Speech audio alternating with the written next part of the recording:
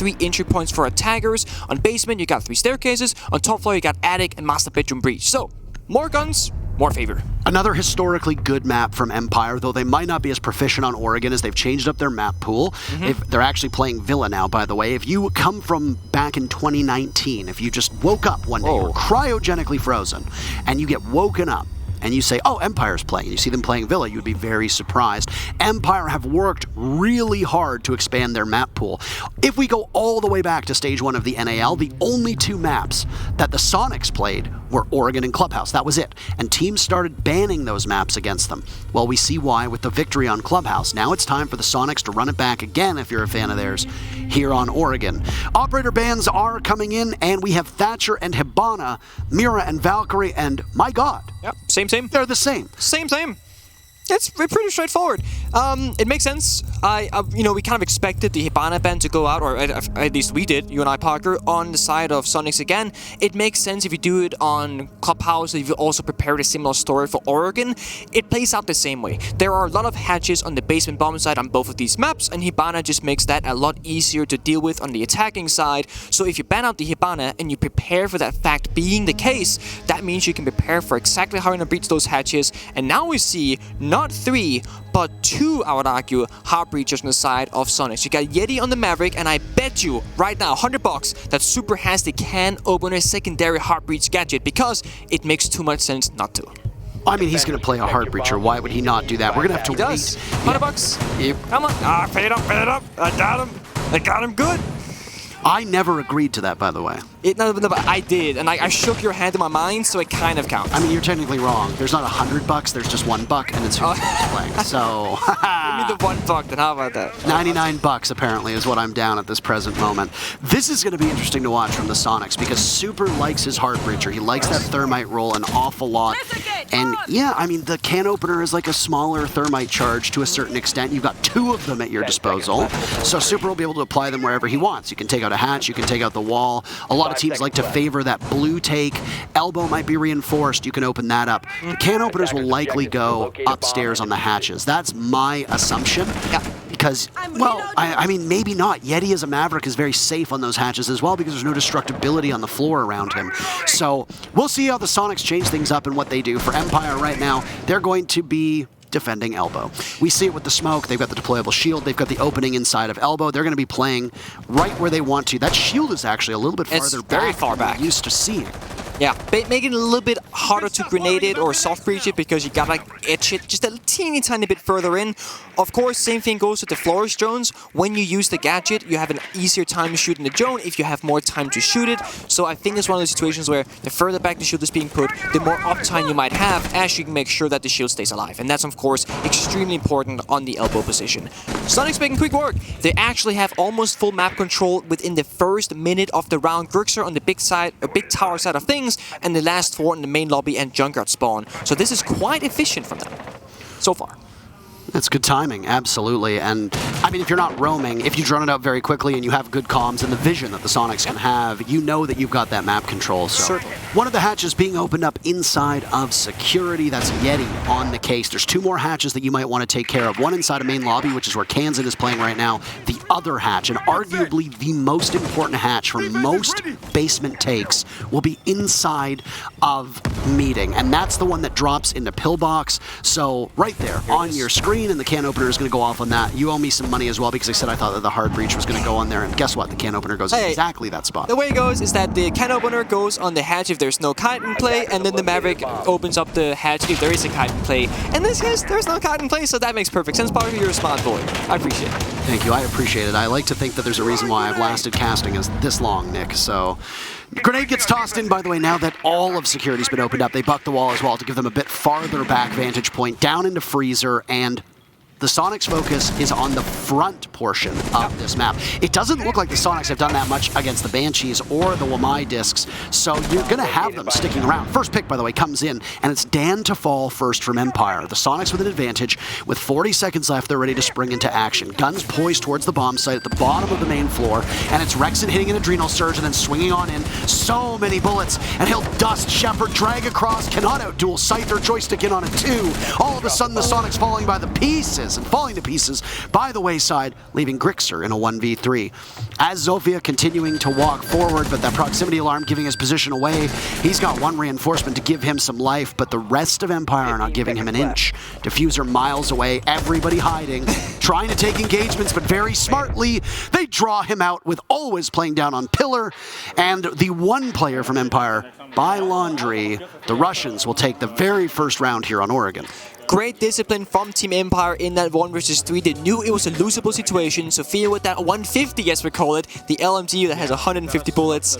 You don't want to swing that because you might actually just end up losing the round.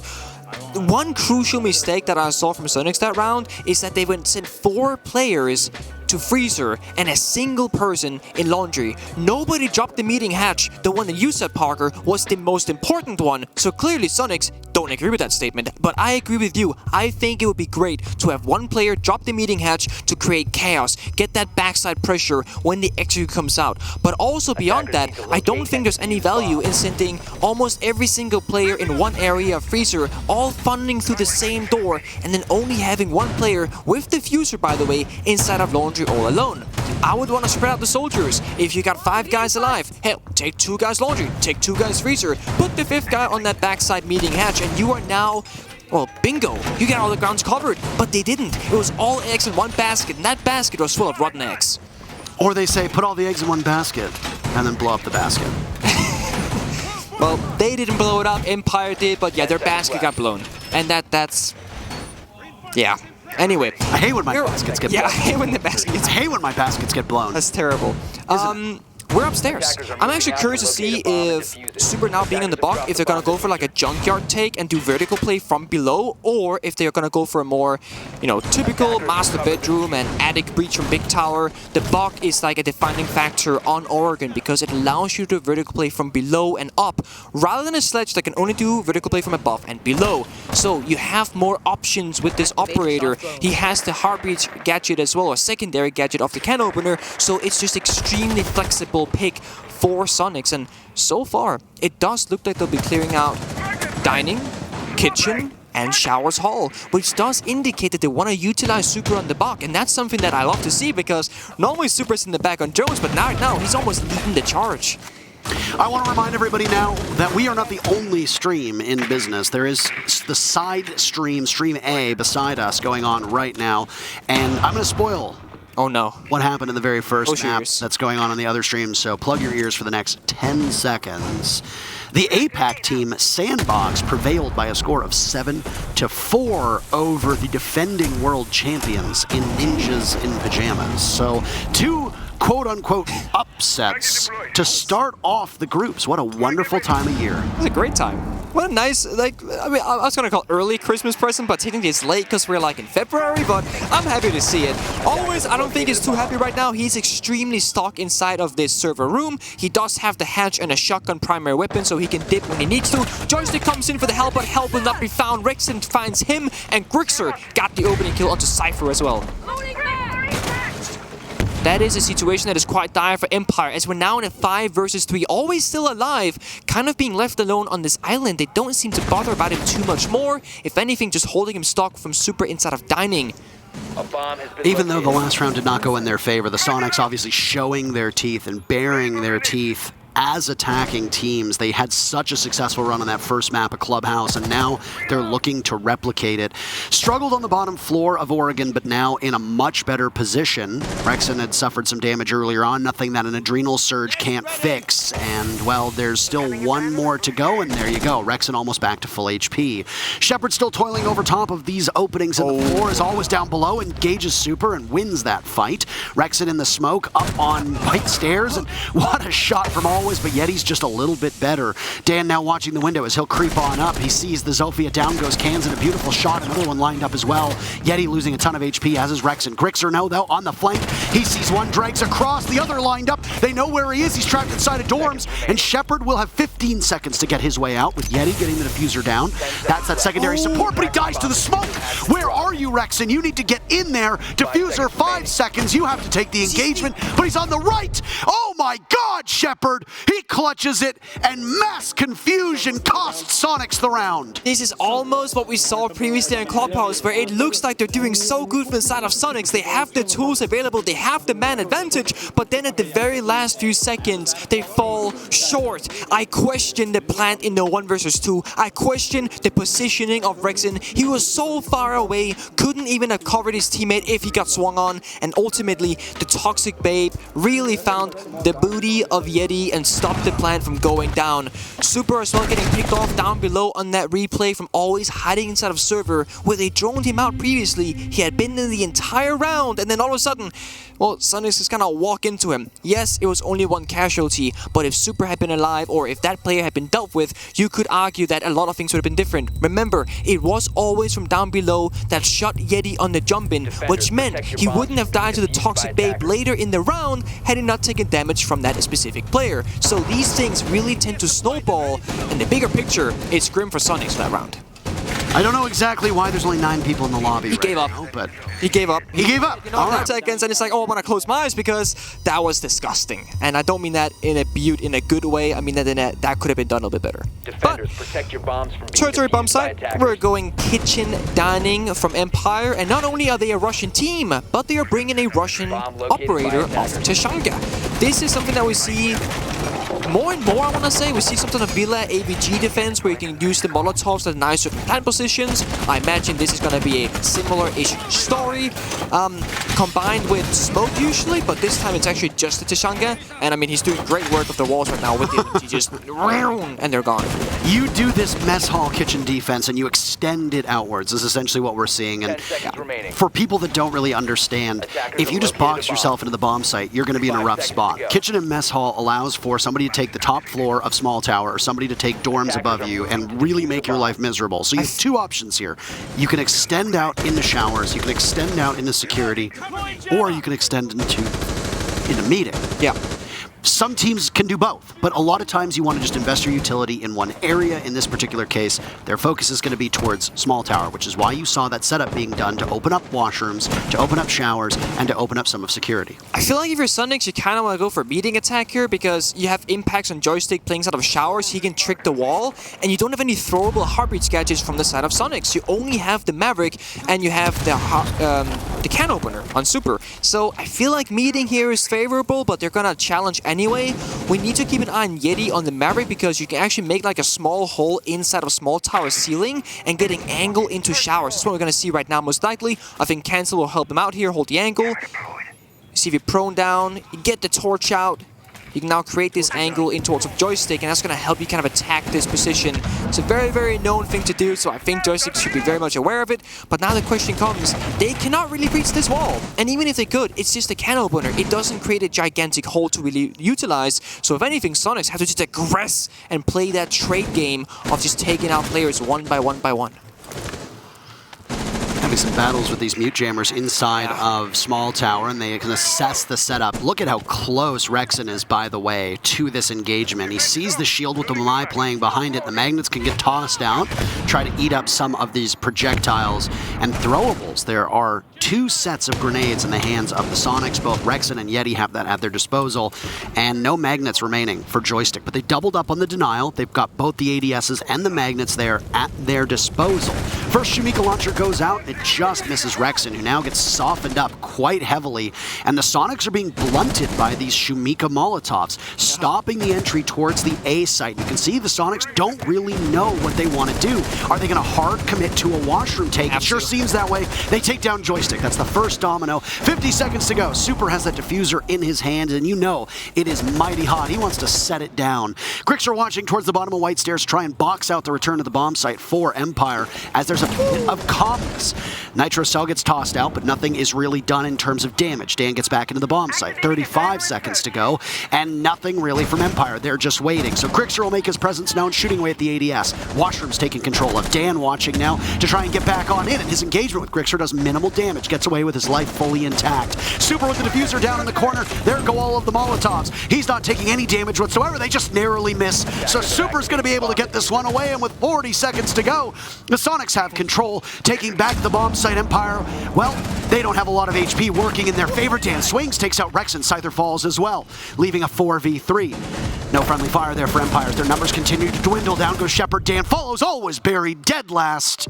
And the Sonics find themselves their first round. That was quite nice. I mean, that is essentially what you can do when you have 4 young gunners on the side of Sonics. You say, you know guys, just walk into this bathroom area, just like shoot joystick, take him out, take the ground, and then the Tashanga, he missed the Molotovs, and this is where the operator gets tricky. It's a lot more punishing than a C4 nitro cell or a toxic babe smoke canister from smoke, because the radius is so much smaller, and how the trajectory kind of peels off the walls and bounces is extremely hard to play with, and essentially that's kind of where Empire fell flat. Super got the plant down for free. Remember, they did not have any smoke grenades this time around. Grixer on the Twitch was playing a Claymore, Super wasn't on the Thermite, so there was no smokes or any real ways to deny the long areas from Empire, so they just walk in, they figure it out, and now we see a 6-pick from Super, from the Bok onto the Ying. Now you get both the smoke grenades and you get crazy flashbangs in that Candela gadget. I love this operator pick for Oregon. It's what I call an execution enabler, if you will, or like a setup breaker, if anything.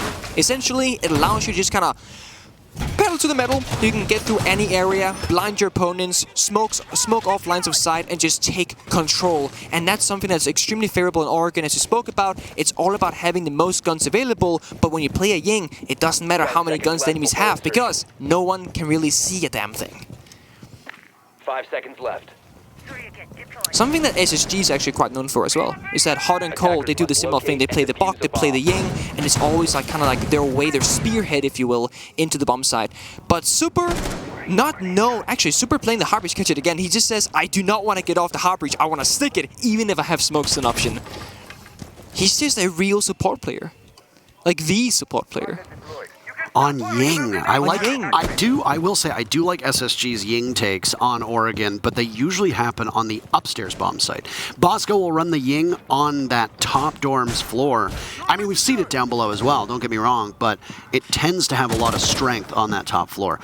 Playing off of this operator, though, and the single hard breacher being Yeti and Maverick, there's no real hard breach to be had here. No dedicated hard breacher. You don't have an ace, you don't have a thermite, and Hibana is banned. So, back downstairs, Empire will go, and we'll see exactly how the Sonics can do that. But again, you talked about it at the onset. You bring the can openers. As he did on the Buck, as he does on Ying, that's going to be your dedicated hard breach to a certain extent, even if it's not in the hands of an operator who is designed to do hard breach work. I mean, it makes sense. You're flexible, and if you want to play this flexible strategy, well, the one thing you need to bring is that hard breach gadget. So this allows Super and Sonics to play this version of the game, where if they want to bring the Thermite or the Ace, well, then they're just limited to just that. So Super, I imagine, will be going around multiple hard breach operators or operators with secondary hard breach gadget. Honestly, working okay so far. Open and kill all 3 rounds in favor of Sonics, and I imagine it'll be a frontside push as we're seeing the setup for right now. The one thing they gotta do better, if possible, get that backside flank. But more importantly, don't stack every single player in the same area, especially if you play the Ying. Because if all players are gonna be where the Ying is, well, then only the Ying can see, because you can team flash. However, the finger does help with that exact thing. Absolutely. 1 minute to go in a round that has absolutely flown by, and plenty of time for analysis as there's been very limited action. Sonics grabbed map control at about the 90-second mark, and now they need to do the last piece, the last step, and it's going to come again like what the Sonics wanted. Here we go. They completely forego taking control of Pillar and Elbow. The Sonics are lined up by Laundry and Freezer. Yeti lead off kill, and not just Yeti, Kansan and Grixer as well. One for Rex and Super needs a kill, and it's a team ace as the Candelas go off. Joystick will look to drop through the hatch and stop the Sonics from having a flawless round. And there's Joystick, he stops Super, no team ace available. He'll sit and watch with 30 seconds left to go. If they're aware of his position, they can easily gun him down. He'll fire through the smoke and head back upstairs. Hatch is open so he can flank again. No dedicated flank watch for the Sonics on that main floor. They're all in the basement. So Joystick needs to pick his poison. Where does he want to go? He drops through Pill, his presence known. The bullets will go over his head. They know he's there. He outduels Yeti, or rather Kansan does. And Joystick with 1 HP will have to deal with the diffuser being down, and 3 players from the Sonics as well. Adrenal Surge still active on Kansan. That's about it. But by Pillars, it's Grixer to seal the deal. And 2 rounds in a row from the Sonics put them back in this matchup, and both teams tied up at 2 apiece. It's gotta feel a little bit bad if you're super there. You drone, then you get down in position, you throw your gadget, every single player from your team gets a kill essentially, you start planting, and then you're like the only person to really die. I mean, sure, there was a team kill that happened, but the only person to die by the hand of an enemy is super planting after doing such a good job. And it's, that's just, again, support lifestyle. Anyway, great entries. It seemed like Empire kind of read the situation with the Ying when she was swinging bottom main and said, you know what, guys, this Ying is going to make our life extremely miserable. We need to do something crazy here. Get some kills, start swinging areas, and that's exactly what they did. The issue is, when you're fighting, well, first of all, LMGs, and second of all, really precision-based young gunners, it's hard to win those gunfights. So they all went to the favor of Soniqs, and it became a 5 versus 1.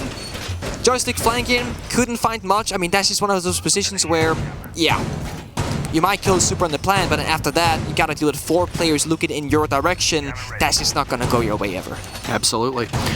They like the Ying again, and they're going to go upstairs. I talked about it on the previous round. SSG is one of the teams in NA who likes to do this. The Sonics also like to run these annoying operators. When I say annoying, what operators do you think of that are annoying on attack, Nick? There's three that I'm thinking. There's 3. I think there's 4. Wait, I'm going to say Lion, Dokkaebi, Jaggle, and I would put the Ying on there. Okay, there you go. I would exclude Dokkaebi because we see her so infrequently. That's a good point. But Ying, we do see her. Jackal, and Lion are brought out with far more regularity than we see Dokkaebi. True. I would also say that Blitz is annoying. I would say that Montaigne is annoying. Blackbeard is annoying. These are operators. Yeah, if you're in gold, they typically are annoying. That's like super common. That's why they got nerfed, by the way, because in competitive play, they barely get played. Kind of you to say that.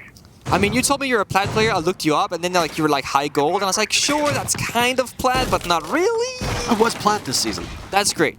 We should play sometime. I was plat this season. We did play Meme together. I don't need your pity, okay? I don't need your pity carry, all right? Anyway. These are, when I say annoying operators, I mean that their gadget is fundamentally frustrating to play against, and that's their design. There's a couple on defense as well. Capkin comes to mind. Legion comes to mind. You said Frost earlier on. These are annoying operators to deal with because they are designed to punish you and paralyze you. When you look at an operator like Ying, the Sonics love to bring her. They love Lion as well, and they play around them so effectively. I will be fascinated to see the way that Empire are capable of rebuffing this, but the good news for Empire is that they've been running Wamai and Jaeger basically every round. Yep. So they've got double denial at their disposal, and a couple times they've also fit Naruni into their setup. That they do, and Super's actually playing the smoke grenades this round, so this wall is gonna take its time to get opened up. But more importantly, there's nothing else that the side of Sonics can breach. They're not gonna have Attic at their disposal. They're only gonna have to work with this one wall, which Yeti is making sure that he can actually breach it, because if anybody gets close to the wall and swings him, it can be a little bit dire for him. So once the wall gets open, Yeti's walking away, I'm not sure why he's doing that. Anyway, once the wall gets opened up, you need to... Oh, they're just gonna walk in? They said, you know what, the wall's not gonna get opened up, we're gonna take the gunfights. Opening pick goes in favor of Team Empire. It is Dan, the man, to do it, and now Sonics goes back up on it and says, you know what, maybe we need that wall to get opened up. It's the first opening pick from Empire, if my numbers are correct, as well, and it comes at a perfect time for them because Sonics have now tightened up this match. SQ have not led at all. They're looking to try and do that with 3 in a row. They're starting to fire up the War Machine, and that's a botched Candela by Super. Another one gets taken out, and oh boy, this is not going the way they want. 2 Candelas tossed out, basically ineffective. But Super's in the corner because the smoke isn't even tickling him. Down goes Joystick. Scyther's already down as well. Kansan falls. So the Sonics in a 3v3, and a post-plant. Super can't contest. Shepard takes him down, leaving Grixer and Yeti. Always down below. Nitro Cell over towards the closet. It goes off. Yeti knows somebody's in that particular area. He's watching through those kill holes. There's the head. A nice shot from Yeti. Pivoting over with Grixer by his shoulder. They have some coverage if they need it. Smoke to obscure with Always pushing on up. 2v2, 20 seconds left, shotguns out. These are going to be close range engagements. They're both expecting the Sonics to blink, but neither are. They know exactly the way this is going to be played out. Always gets dropped, Shepard in a 1v2. The Sonics looking for the lead, and they're going to get it in the post-plant. SQ are perfect, and that's 3 in a row. 3 diffusers planted, and now it's Sonics with the lead on Oregon. Yep, they can plant, they can entry, and they can use their utility. Right now, they're doing pretty good things, it looked kind of questionable at first. Yeti was like, you know what, let me get the wall. It says, no what, I don't want the wall. Then they run in the door, they die, they get back to the wall, then they get the wall. They didn't really make it usable in that regard, but they opened up a couple of angles to help assist the plant. The only thing that I am worried about from the side of Soniqs and from the side of Super is essentially that they're kind of relying on enemies making mistakes in a sense. Super just tossed the smoke canister, tossed the Yin Candela, actually missed one of them, but tossed all of them out, and then starts holding the F button. It's kind of like...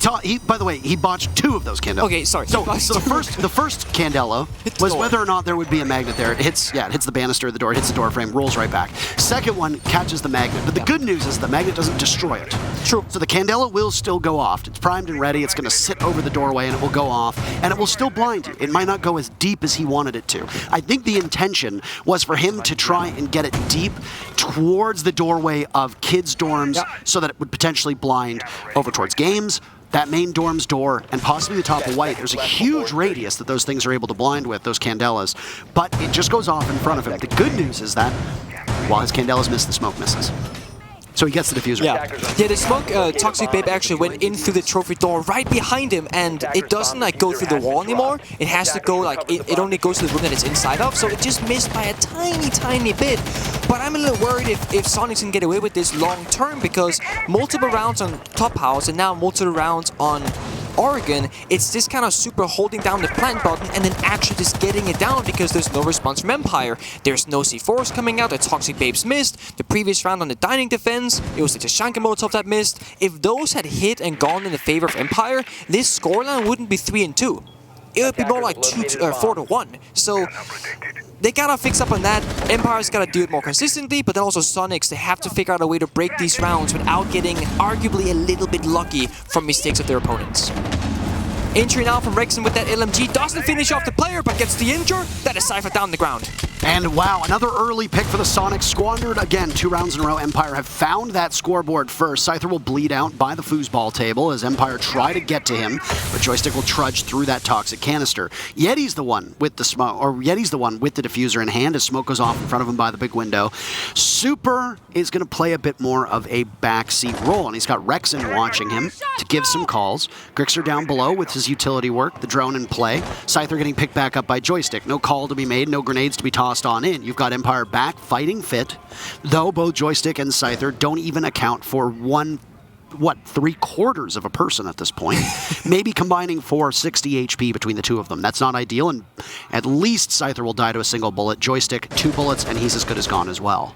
Yeah, the finger off the board, thankfully, doesn't matter too much. Every single player from Soniqs is full health. Of course, it does mean you lose some grenades, you lose the LMG and a great weapon. And now it's all kind of down to Super, who doesn't have that much utility left either. He did end up using 2 Candelas for that mini execute, if you will, or engagement. He does have 1 to his name, does still have the hard breach gadget, so they could go attic here if that's what they wanted to. I think right now they're just trying to scout for a freebie, if anything. Yeti's just creeping up, by the way. Complete control of trophy's been surrendered, and there he is. He catches the backside of the Malusi. A double lined up for Yeti, but he misses out on the opportunity. Continuing to head in, he's not expecting another inside of attic.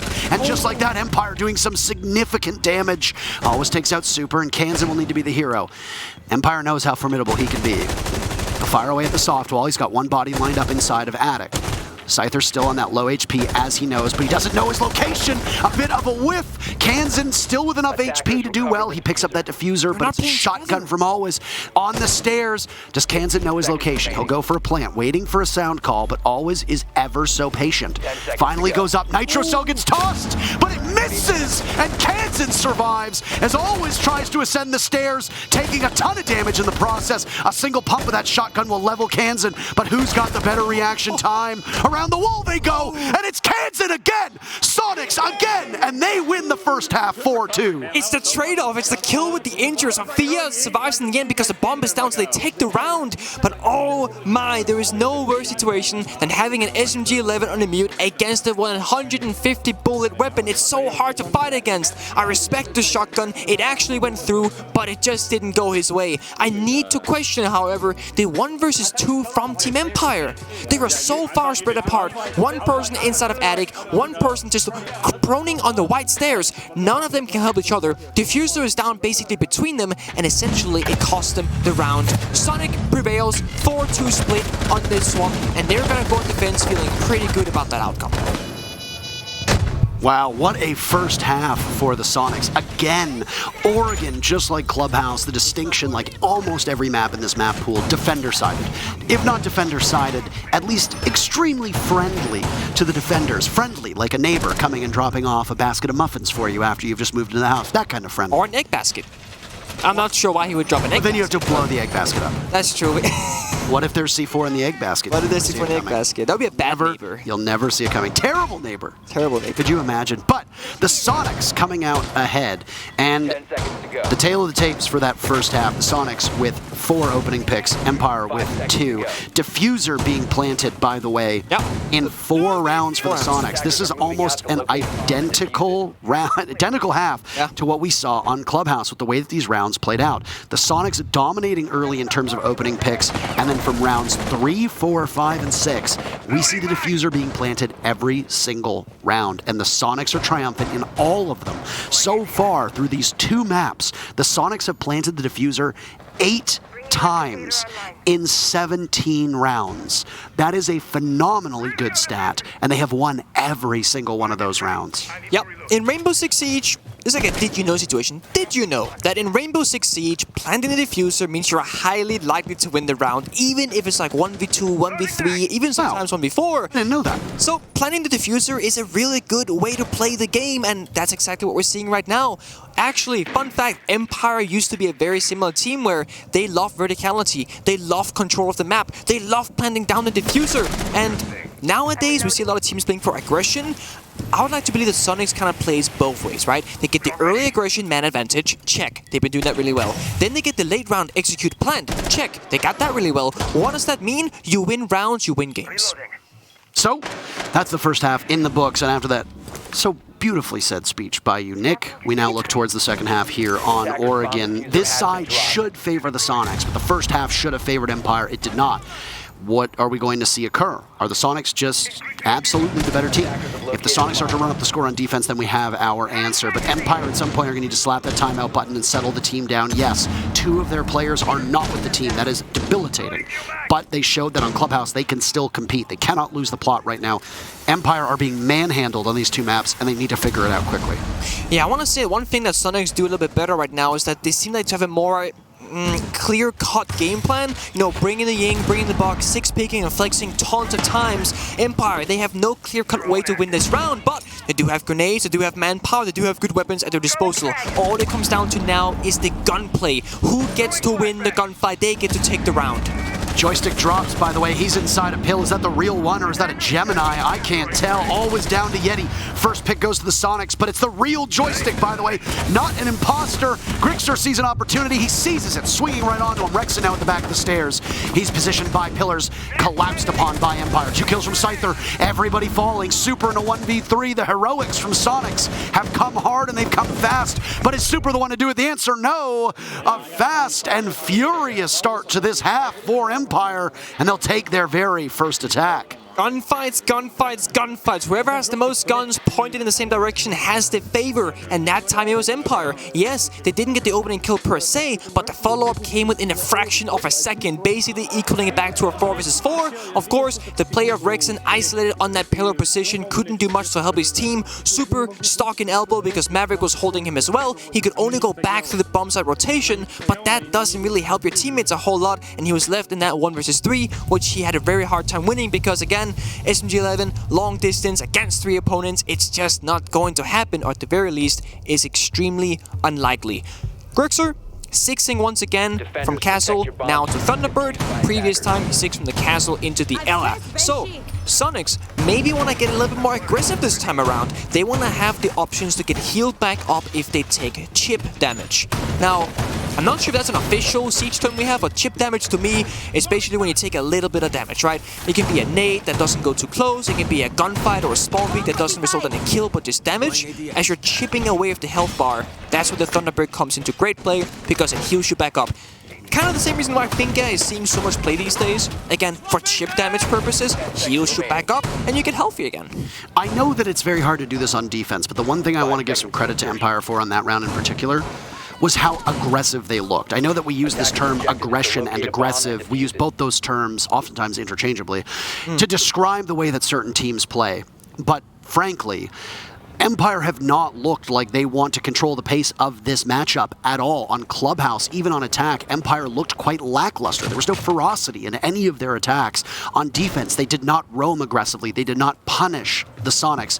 And sometimes it's uncharitable for us to say that because it takes away from what the Sonics are doing. The Sonics are playing well, no doubt, but the Sonics are not playing a style that is keeping Empire on their toes. The Sonics are starting off very aggressively, and Empire's almost ceding that to them, allowing them to walk in and trying to beat them through that mid-round and not giving them much of a contest at the onset of these rounds. That's very uncharacteristic of Empire, and they need to wake up very quickly if they want to stay in this matchup. I do agree, and even now, I mean, every single player from Sonics is actually on the bomb side. But even then, Team Empire is taking more time clearing the map than Sonics did when Empire was roaming against them with 2 players. So, yeah, Empire not really showing a ton of aggression or pace change. One thing that I want to also talk about was how did nobody hear Joystick drop Pill? Joystick dropped Pillbox, E-Box, whatever you want to call it, by the back of the B-bomb site. Yeah. And Grixer was right there, by the way, and he did not act upon it. Joystick gets a kill, and then Grixer's like, huh, there might be somebody there. I mean, you're talking about how you didn't know it was Gemini now, so maybe this is like confusion. A lot of things going on. Shoot it anyway. Call outs. Shoot it anyway. You know somebody's going to be playing there. Somebody's always playing there. Gotta shoot it. You gotta shoot. Point taken.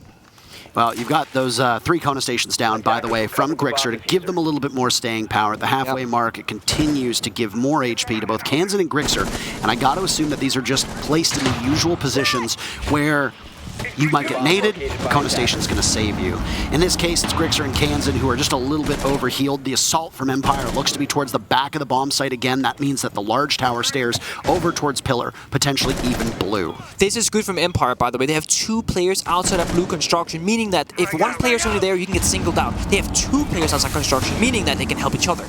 Nades getting ready as the magnets have been burned now by that 5 ping that you see on your screen, and guess what? It hasn't really done anything. Rexon sitting by the smoke. He needs to drop. He needs to watch the drop and also watch the main door. This is going to be such a hard spot. Unless there's somebody to cover him, he is effectively a dead man. Down on the ground, Empire is struggling with this one, but there's a nade now to clear him out, and a beautiful throw from Joystick. They've got the coverage and they'll drop. Empire looking to charge into the bomb site, but they are meeting Sonics head on, battling back.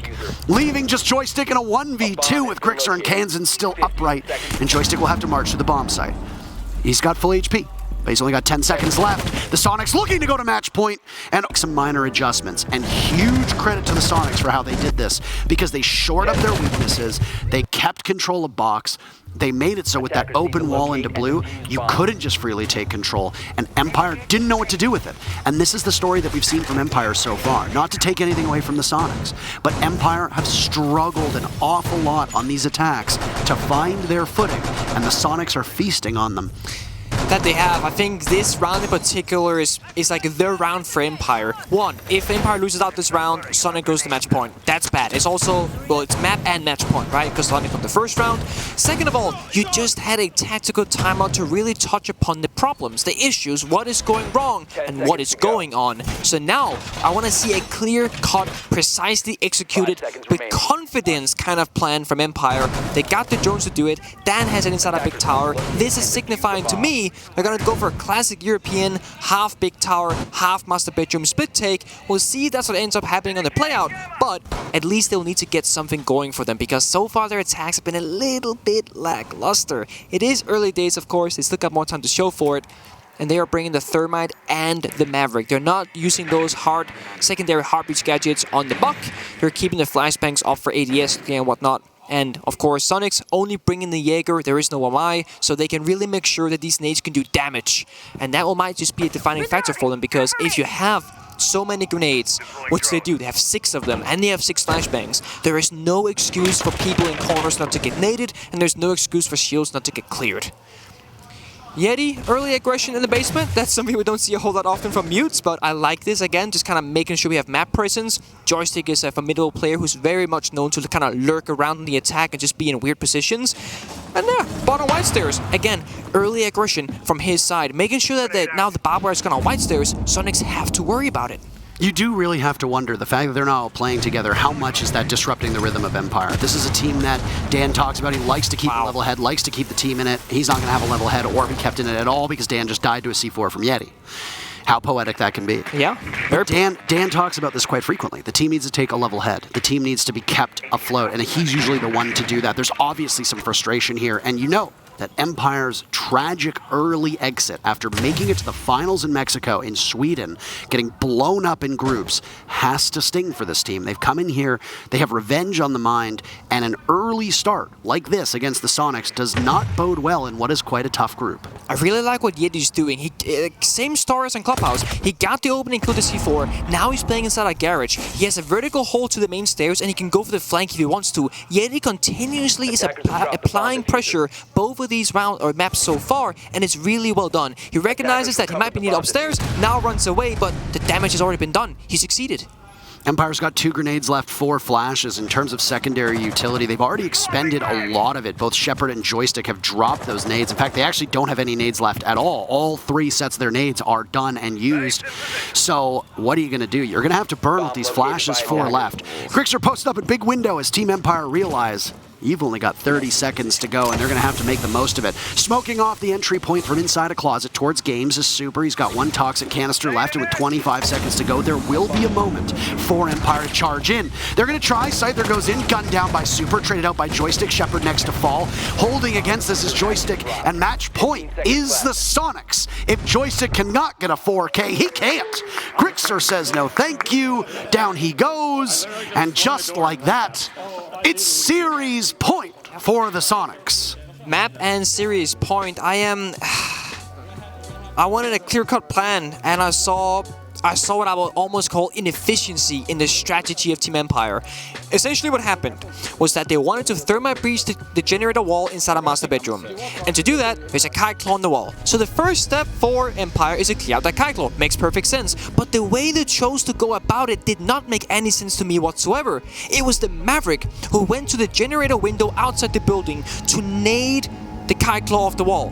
When you have 6 grenades, that's 3 sets. It was the Maverick of all people who did it, who could have gone big tower, who could have breached the attic wall, apply double-sided pressure, get that hammer and anvil position, basically making the enemies fear you because you can be anywhere, but instead, it's 4 guys master bedroom. It's the Maverick nade in the kite claw, it's Joystick alone bottom white stairs. And then, well, it didn't go in their favor. They're doing a very simplistic way of attacking the map, and I don't think that's gonna work right now. It clearly isn't working right now. Oh boy, boy. For those that are fans of Empire, this has not been the result that you want. Empire are in an unideal spot. A 2-0, not even getting to Coastline. Surrendering the win on Clubhouse might end up being the biggest issue that they have right now. The schedule for Empire moving forward, by the way, is Ninjas in Pajamas tomorrow. They have a day off after that. They go up against the EU qualifier champs in M&M, and then they have Sandbox Gaming as their final matchup. So, just looking at the strength of schedule, assuming that NiP doesn't lose to Sandbox, you still come in with NiP being the defending world champions. This is the team that has the hammer. They're looking to repeat. NiP are going to try their best. They finished 2nd, by the way, in Sweden. So this is a team that is clearly strong enough. NiP eventually falling to FaZe Clan in the finals just a couple months ago at the Major. So assuming that NiP is strong, losing to the Soniqs and then potentially losing to NiP, that could be the run for Empire. Their first 2 games are mighty tough. Yeah. And, I mean, not that M&M are any slouches either. This is a team that actively scrims against the top EU teams. Tons of potential. And they're going to be playing with next to no expectations. You know how scary a team is that comes into an event saying, we're here to learn, we're here to have fun. Those teams often do better than most people expect. So Empire against Soniqs, this was one of those matches that Empire absolutely needs to win if they want to make it deep out of this group. Mind you that there's only 1 team that goes home per group. Yeah. So for Empire, you know, you might make it out of your group, but you're going to end up in the lower bracket, at which point another loss and you're done. Yeah.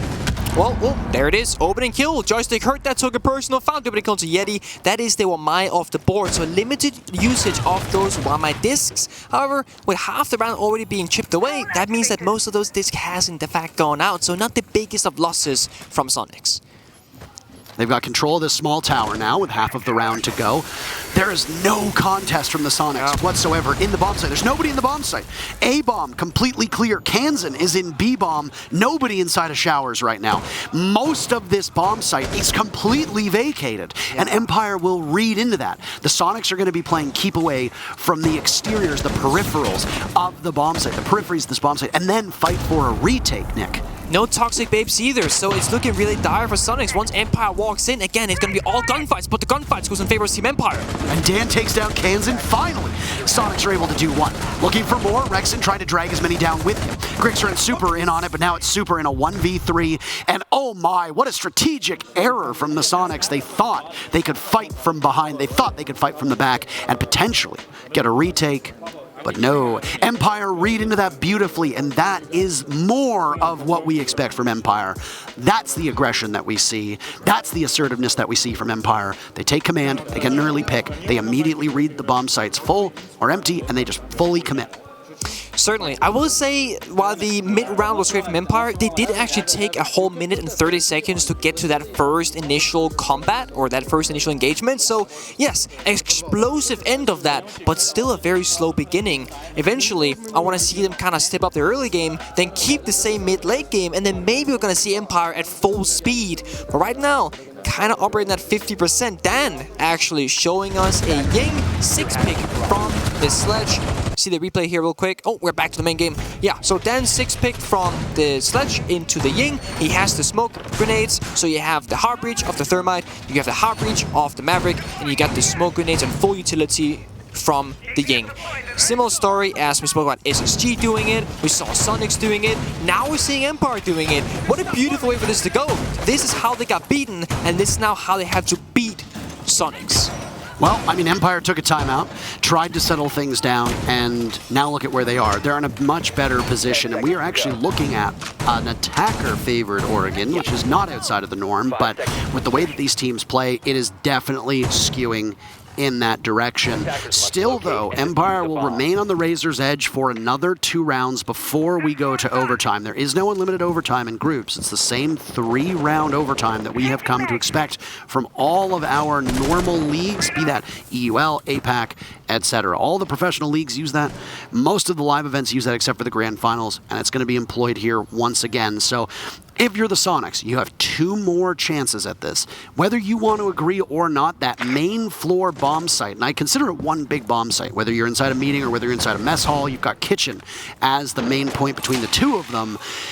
It's not as easily defendable. Teams are going to want to go upstairs, they're going to want to go downstairs, and it's another opportunity now for the Soniqs to prove that that last victory on Laundry Supply Room was not a fluke, and they can close out the matchup here. Agreed. Soniqs, again, every single player is sitting on the bomb side. We keep talking about how slow Empire is in the early round, and then we see Soniqs, like, again, just like sitting around on side, not even trying to deny drones. In fact, there's all 10 drones live from Empire. If Soniqs had just ran up each staircase with 1 player, shot 1 drone each, I would argue you're buying 20, 30, 35, maybe even as much as 40 seconds of time. And right now, you'd be in a great position if you had done that, but you didn't. So now you get to work with this against you with almost every single drone available, 9 drones left now for Empire, and half the round to work with. Soniqs will have to just, again, get aggressive. They will have to win the gunfights because strategically, they haven't really won the round so far. That is on the side of Empire. Dan's creeping up towards the back of the stage, heading all the way into finish roam clearing right now with Scyther above. Watch that opening. Joystick is already inside a freezer. He is tantalizingly close to the bomb site. This one has absolutely flown by. So we have just a little bit over a minute to go. This is not your conventional pillars and back of the map bomb site take. This is Empire wanting to deal with Freezer and over by Laundry. Exactly to what we saw out of the Soniqs. And well, Joystick inside of Freezer starts things off. The comeback is very real, folks, as Yeti falls. There go all the Candelas. Grixer blinded, Joystick blinded as well. Some friendly fire, not verdant, obviously. And there goes Joystick. Grixer firing away. Shepard will join him on the ground, finished off by the smoke. Dan is next one up. breathing in that toxic canister. Trickster's been dropped, finished off. Rexon needs to be picked back up. It's 3 huge kills for Empire. And now Rexon inside of blue with the matchup on the line for his team. Gives his position away.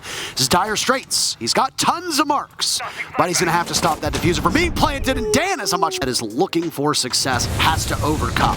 We talk about teams having the land jitters. We talk about teams needing to stay mentally in games, Nick.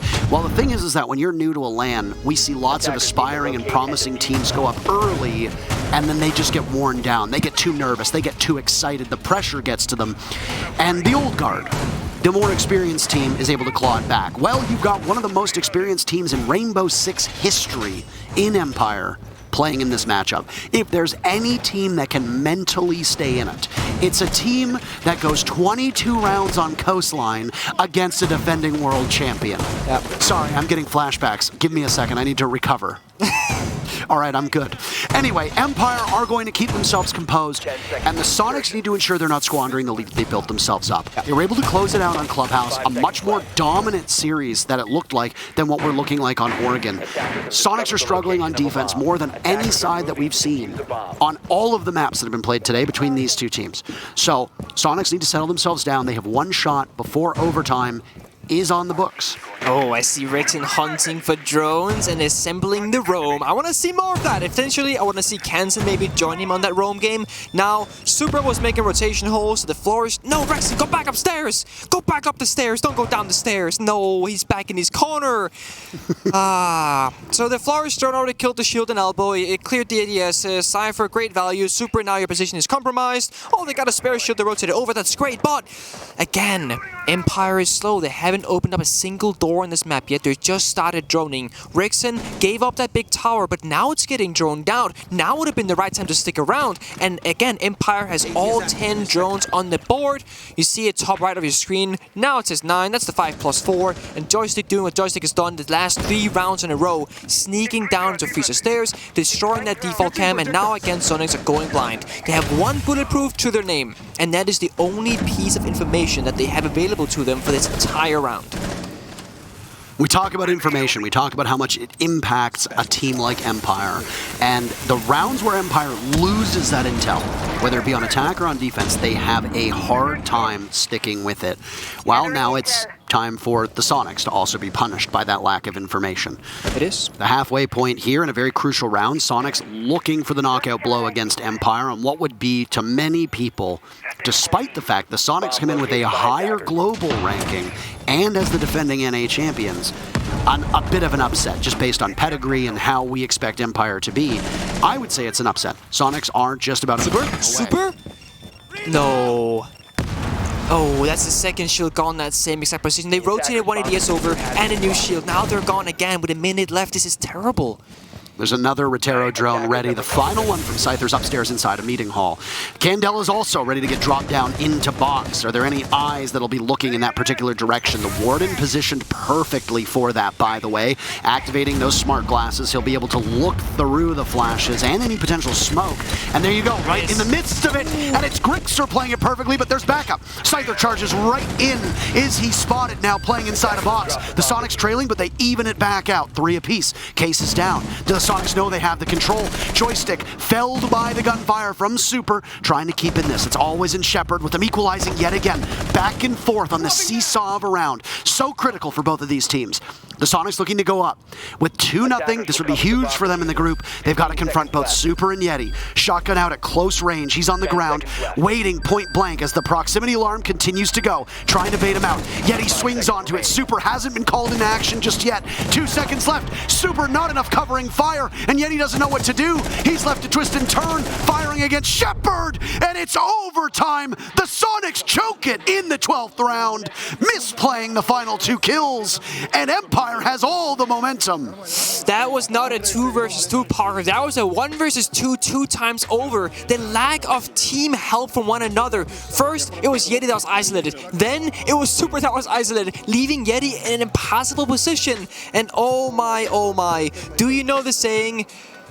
What is it like? Insanity doing the same thing over and over again, expecting a different result? Well, I believe that's the case, yes. Sonics has now done the exact same basement setup 3 times. It hasn't really worked any of those times, and even with a timeout, that wasn't enough to turn it around. Now Empire tied it back up 6-6 OT.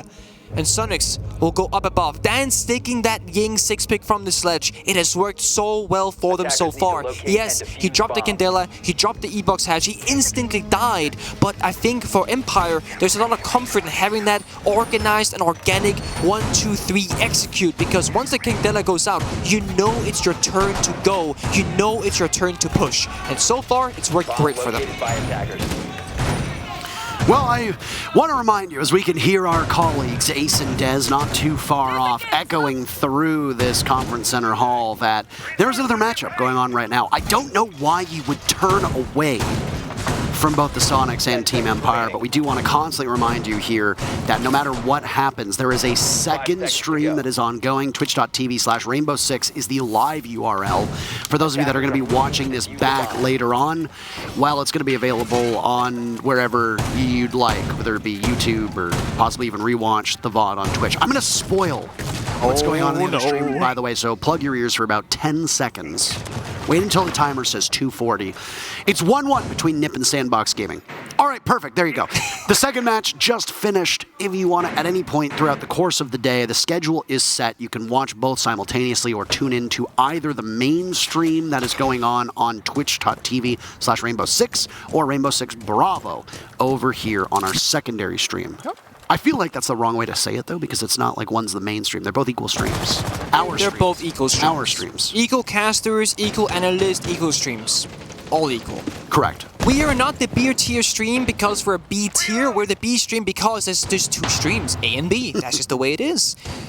Now, Empire doing Empire things again. It'll be the Maverick nading off the Mute Jammer Kite Claw. It's gonna be a Mute Jammer this time around, so that way we can ensure the Thermite charge goes through. They could have just Mavericked the floor and shot it, but you know what? They want to ensure that this is how it progresses out. When you have that many grenades for this time around, now make that 3 with that 1 being used, you have expendable grenades to do that thing. It's not a huge deal. Efficiency is not necessarily what has to happen right now. You just gotta get comfortable and do what you think will work best.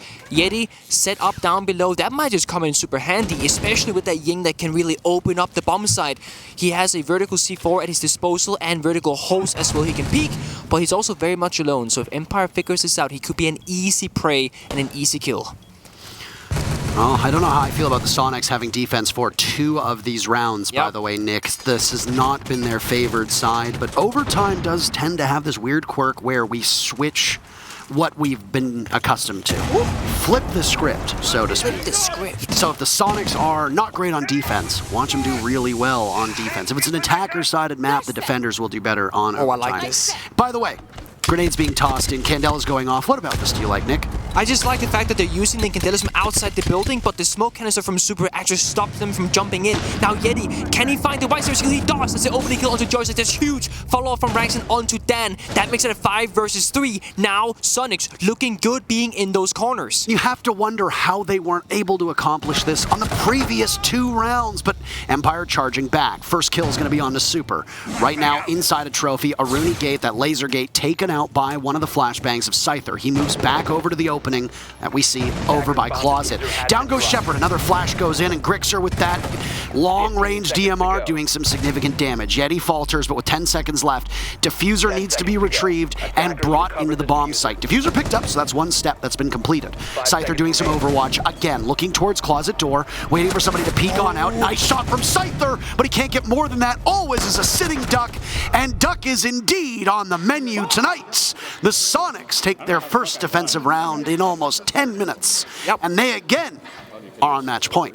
Oh boy. So Soniqs, they kind of did the same formula. They kind of sat in their corners, but this time around, Super actually, huge player. When the Candelas came out from outside that attic balcony, through the dorms window and through the attic window, Super ensured that nobody could push through with the flashbangs by smoking off pretty much the only entry point they had. And at the same time as him smoking that big window jump in, you also had Yeti down below, flank joystick on the white stairs, basically saving the round. So Yeti being proactive on the map, saving grace of the round. Super holding down the side as the anchor, saving the round. Roamers, anchors in union, ensuring that they work together.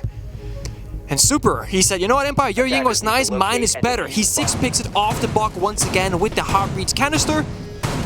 Or the can opener. It has a lot of names these days. Okay, but here's what I want to say. The Sonics on attack win their final 4 rounds. First 2 attacking rounds of this matchup, of this map in particular, go to Empire. Yeah.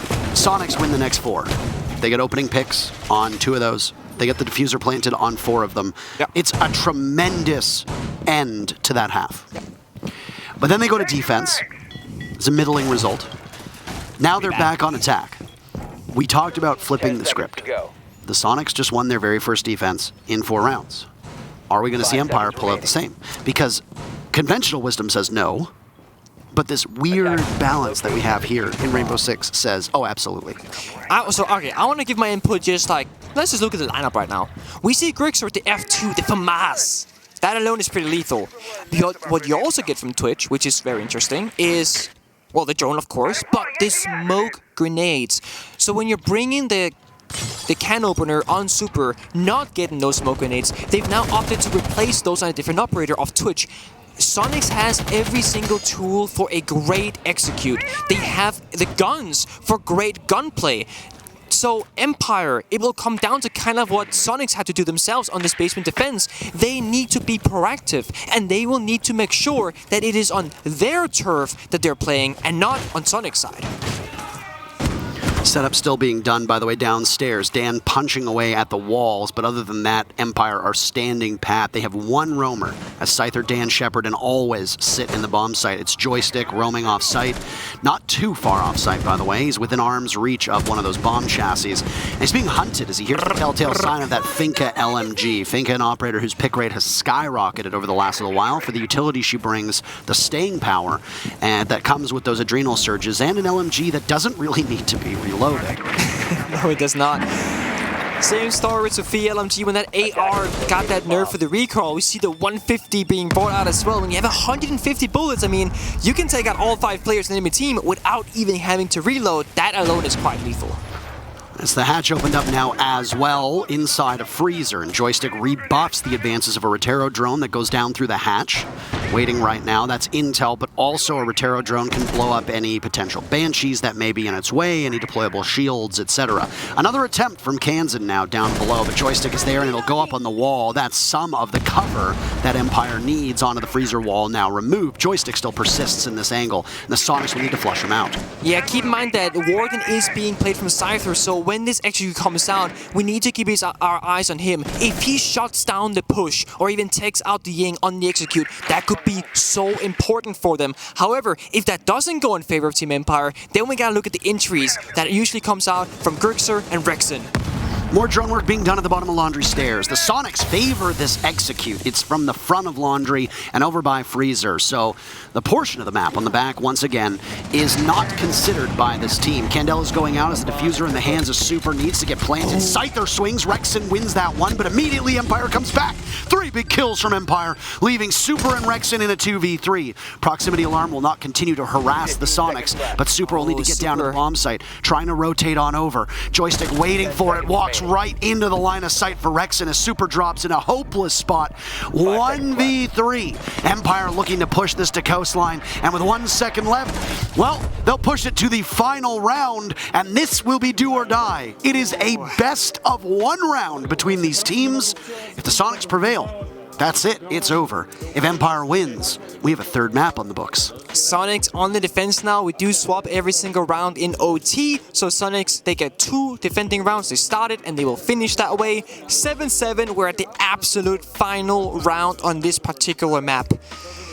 Right now they're hovering basement. We've seen this story a lot of times play out, usually with the same outcome, which favors Team Empire. Empire bringing the same vibe they've been doing so far in the last half of their attacking rounds, which worked quite well. Nothing really being changed from Sonics either. Both teams have been starting to bring out the Warden. That's of course to prevent the Ying. Last round, Cypher got picked off right before the execute, so nothing really happened there. Warden hasn't seen a ton of success, and I don't really agree that they gotta worry about the late round when you could just play the early round, but we'll have to see if Sonics chooses this time, for the 5th time I believe, to actually extend up and roam a little bit.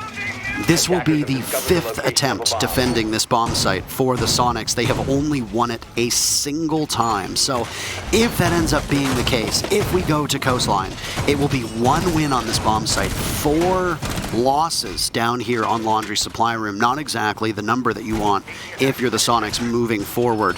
We are currently staring down the possibility of Empire winning the Sonics map, the Sonics winning Empire's map. So once again, things are flipped. But hey, that's just how it goes.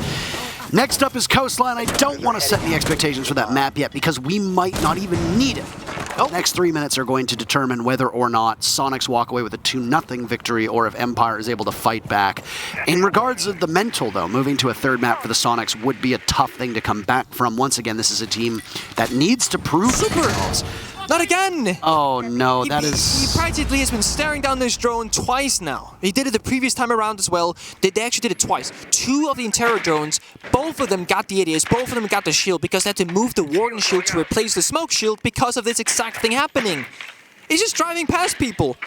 Either we gotta start, opening our eyes a little bit more, or we gotta stop bringing the mute. It has to be one or the other. Like, it can't keep happening. All right. Dandron's out the back tower stairs, by the way. Back tower as well. T3, T2, both completely clear. Super hasn't fallen off this position, though. As much as he lets the Rotero drone go by and he loses the command of Elbow, they replace he's it. Still playing there, and there's another shield lined up. Yep. But think about it. If they assume that that's done, this might be a deliberate strategy from the Sonics so that they don't think Empire will re-drone it with a Rotero drone. They might assume that they've got blue control when exactly they don't. And that's why Super is there. And look at where the Rotero drones are going to be. Over by Freezer. So blue, they thought they got it. They did not. This is a deliberate strategy, evidently, by the Sonics. They are intentionally not shooting the Intero drones so that... Are you calling them Intero drones? I am calling them Intero drones. Yeah. Rotero drones. Rotero. As much as I would love the Intero drones, I can promise you. Ever since you said it the first time, I was like, Rotero. Is that a red? Intero drones are I call nowhere them near as... Flores drones. Flores drones. Beep boops, so weep whoops. I don't know. Anyway. They're exploding, they're doing stuffs. Joystick playing Freezer as always. That's a Gemini, by the way. It's like middle of the site just running around. Somehow not shot yet. There it is. Good job, Grixer. Making sure that the information game stops in its tracks. But same story for the 5th time in a row. We got 5 players from Sonics all in the basement. Once again, once again, it'll be a lethal last minute here on the round. Final round to go out. Whoever wins this one takes it home or takes it to 3rd map. Oh, that's just a little bit of shaky aim from the Sonics. They're going to need to hit their targets a little bit better than they hit that drone. Kansan watching the bottom of Laundry stairs. 40 seconds left in this round. Toxic Canister goes out. 1 Candela left from Dan. It gets baited, and the Sonics are going to just completely remaneuver. Kansan engaging bottom of the main stairs. Takes out Shepard. It's a drop into Freezer. Down goes Grixer. Best opportunity that we've seen from the Sonics. Kansan in particular with 2. A 3rd, but he misses his shot, so no. Dan takes control of the front of the bomb site. Super now exposed, but yet he takes down Scyther. Dan with the diffuser in hand. Joystick will have to cover. He gets Yeti, but there's nobody to stop him in his tracks. Joystick's still there, and they get the diffuser down. Empire will get out of the bomb site. Up the main stairs they go, and Rexon can see the diffuser, but there's an open hatch above him. They don't know if they have any intel. Is there a pre-placed drone? Can they potentially long-arm it? Rexon trying to keep his eyes on the players above. Super taken out. It's Rexon in a 1v2. If he does not prevail, we go to Coastline. No intel whatsoever. Empire have pulled off the comeback of comebacks, and indeed they take the map of Oregon. We go to Coastline, elation across the face of the Russians, and it is the Sonics in spectacular fashion choking Oregon. You know the young boys say, sheesh, what a banger of a map that was. All the way to max O